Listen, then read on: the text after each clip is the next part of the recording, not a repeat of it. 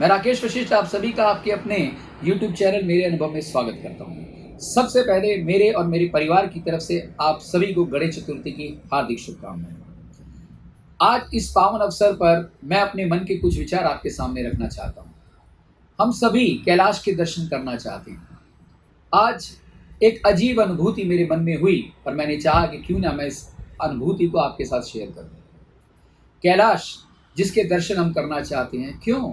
क्योंकि कैलाश के अंदर हम जानते हैं, हमने जाना है, अपने ग्रंथों से जाना है, अपने संतों से जाना है कि कैलाश पे संपूर्ण शिव परिवार रहता है। शिव परिवार जिसमें भगवान शिव हैं, महादेव हैं। शिव परिवार जहाँ माँ गौरी पार्वती का वास है। शिव परिवार जहाँ श्री गणेश श्री कार्तिकेय का वास है। शिव परिवार जहाँ श्री गणेश और कार्तिकेय की बहन अशोक सुंदरी का वास है। संपूर्ण शिव परिवार कैलाश के ऊपर रहता है। ये सभी हमें पता है अपने ग्रंथों से, अपने संतों के द्वारा। लेकिन आज मुझे कुछ ऐसा महसूस हुआ कि ये जो पूरा शिव परिवार है, जो ये कैलाश है, ये कहीं और नहीं, ये हमारे अंदर ही है। हमारे अंदर ही कैलाश की स्थापना है। कैसे? हम सभी जानते हैं कि हमारे शरीर के अंदर दो मूल तत्व हैं। एक तो ये स्थूल शरीर है जो एक ना एक दिन तो समाप्त होना ही है, लेकिन इस स्थूल शरीर को चलाने के लिए जो चेतना है, जिसे हम शक्ति कह सकते हैं, जिसे हम आत्मा कह सकते हैं, उसका भी वास है। और इस चेतना और शक्ति से ही ये शरीर चल रहा है और हम अपने अपने प्रारब्ध के अनुसार अपना कर्म कर रहे हैं। तो आज मुझे कुछ ऐसी अनुभूति हुई कि ये जो शक्ति है या ये जो हमारे अंदर शक्ति कह सकते हैं, या जो चेतना है हमारे अंदर, जिसे आत्मा स्वरूप हम सुनते आए हैं, ये कोई और नहीं, स्वयं महादेव का स्वरूप। हमारे शरीर के अंदर जो चेतना है वो भगवान शिव का स्वरूप है। और जो भी भोजन हम ग्रहण करते हैं, उससे जो शक्ति हमें मिलती है, वो शक्ति कोई और नहीं, माँ गौरी पार्वती का प्रतीक है। यानी कि शिव और शक्ति चेतना के रूप में हमारे शरीर के अंदर विद्यमान है। अब चूंकि हम कर्म करते हैं, हम सभी अपने अपने कर्म करते हैं, अपने प्रारब्ध के अनुसार सभी हम अपने कर्म कर रहे हैं।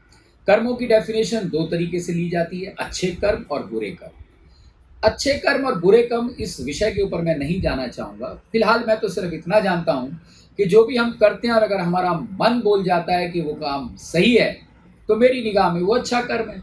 लेकिन हमारा मन ही अगर बोलता है कि ये काम करना ठीक नहीं है, तो ऑब्वियस सी बात है, मुझे भी ये लगता है कि ये जो काम है, ये जो कर्म है, वो गलत है। लेकिन इस डिफ्रेंशिएशन का, अच्छे कर्म का या बुरे कर्म का डिफ्रेंशिएशन हमारे मन के अंदर कौन स्थापित करता है? ये कोई और नहीं, श्री गणेश का वास है। श्री गणेश जो कि बुद्धि के सबसे बड़े परमात्मा हैं, जो हमें बुद्धि देते हैं, उन गणेश का वास हमारे शरीर के अंदर, हमारी चेतना के अंदर वास करता है। जब कभी भी हम कोई भी कर्म करने के बारे में फाइनल डिसीजन लेते हैं, तो वो कर्म का विचार हमारी बुद्धि यानी कि श्री गणेश के पास जाता है। बुद्धि के भी सुना है दो प्रकार होते हैं, एक जो मन की इच्छाओं के अनुसार विचार करती है, और एक जो कि क्या सही है क्या गलत है उसके अनुसार निर्णय देती है। यानी कि जो श्री गणेश हमारे अंदर स्थापित हैं, वो हमारे विचारों को एनालाइज कर कर हमें ये डिसीजन देने की क्षमता प्रदान करते हैं कि आपको ये कर्म करना चाहिए, ये कर्म नहीं करना चाहिए। कहने का मतलब है, बुद्धि के स्वरूप में श्री गणेश का वास हमारे जीवन के अंदर है। इसके साथ साथ हम सभी, मैं भी उसमें आ गया, हम सभी जो हैं अपने अपने अंदर किन्हीं ना किन्हीं विकारों के साथ ग्रसित हैं। जिन जिन विकारों के नाम हमने सुने हैं, हम सभी के अंदर हैं विकार। काम, क्रोध, मद, लोभ, मत्सर, आलस्य, अहंकार, अहम एक्सेट्रा, जितने भी हैं, किसी में कोई चीज़ ज़्यादा है, किसी में कोई चीज़ ज़्यादा है, सभी में है, हम सभी के अंदर।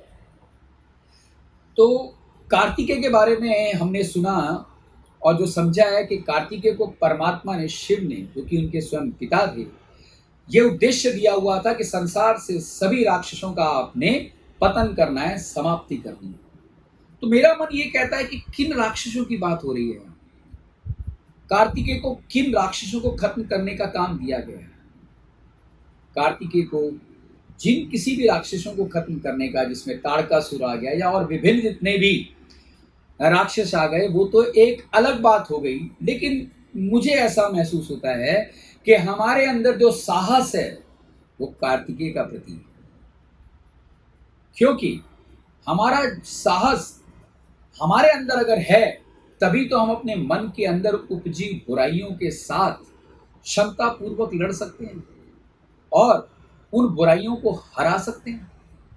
तो उन बुराइयों को हराने के लिए, अच्छाइयों को अदम्य रूप से अपने जीवन में ग्रहण करने के लिए साहस की आवश्यकता है।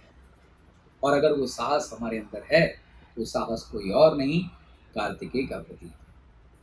इसके साथ साथ जहाँ शिव हैं, जहाँ गौरी हैं, जहाँ पार्वती माँ हैं, जहाँ बुद्धि स्वरूप, सात्विक बुद्धि स्वरूप श्री गणेश जी की स्थापना अगर हमारे अंदर है, जहाँ साहस के स्वरूप के रूप में कार्तिकेय की स्थापना हमारे अंदर है, तो यकीनन धर्म हमारे अंदर है, यकीनन अच्छाई हमारे अंदर है। और अशोक सुंदरी जो कि श्री गणेश जी और श्री कार्तिकेय की बहन है, वो धर्म की प्रतीक है। तो स्वतः ही जीवन में धर्म हमारे आएगा, स्वतः ही हमारे जीवन के अंदर अच्छाई आएगी। तो पूरा का पूरा शिव परिवार कहाँ है? हमारे अंदर है। शिव और शक्ति हर प्राणी के अंदर है, क्योंकि चेतना नहीं है और अगर शक्ति नहीं है तो स्थूल शरीर काम कैसे कर सकता है? सभी के अंदर है। जानने और सजग रहने की बात यहाँ आती है कि क्या आज गणेश चतुर्थी के इस पावन अवसर पर, जो कि हम सभी आज के दिन श्री गणेश की स्थापना अपने घर में करते हैं, मेरा ये मानना है कि श्री गणेश की स्थापना घर में करने के साथ साथ हमेशा के लिए अपने मन के अंदर करने की भी आवश्यकता है। क्योंकि अगर आज के इस पावन अवसर पर हम सब ये प्रण ले लें कि श्री गणेश हमारे मन के अंदर संपूर्ण रूप से सदा के लिए स्थापित हो चुके हैं, तो हमारे अंदर सात्विक बुद्धि हमेशा के लिए स्थापित हो चुकी है। अगर ये सात्विक बुद्धि हमारे अंदर हमेशा के लिए स्थापित हो जाएगी, तो श्री गणेश शुभ के प्रतीक है, सुख के प्रतीक है, धर्म के प्रतीक है। इन सब के लिए कोशिश करनी नहीं पड़ेगी, स्वतः ही हमारे जीवन में आएगा। तो क्यों ना आज इस पावन अवसर पे हम एक प्रतिज्ञा अपने अंदर लें कि हम गणेश जी की मूर्ति की स्थापना अपने घर के अंदर करने के साथ साथ अपनी बुद्धि स्वरूप में श्री गणेश जी को ही माने।